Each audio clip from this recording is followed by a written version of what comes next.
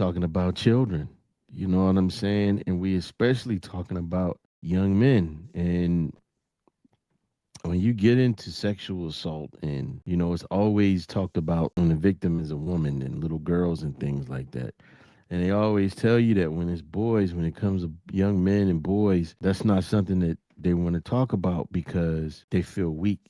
You know what I'm saying? They don't want to, and they feel like they've been dominated. They start questioning their sexuality and shit. So I don't think it was a thing of buyer's remorse. I think this is a kid that probably was afraid and felt helpless, and didn't know what to do, especially when he got away from his home and he was in these other places. Who the fuck was he supposed to run to?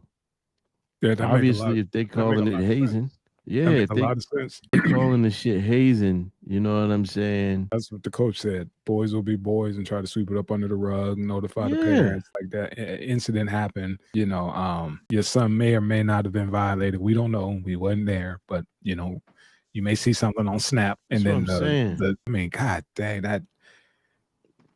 How do you even hold your head? How do you even hold your head after That's that shit? and he was on a fucking football team, and apparently this is something that he did a few times.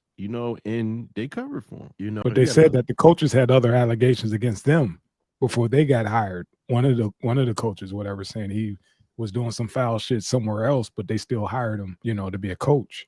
You're saying how, it's a pattern. They was doing that shit somewhere else and brought that yeah, same shit over here. yeah. You see, his demons protecting demons.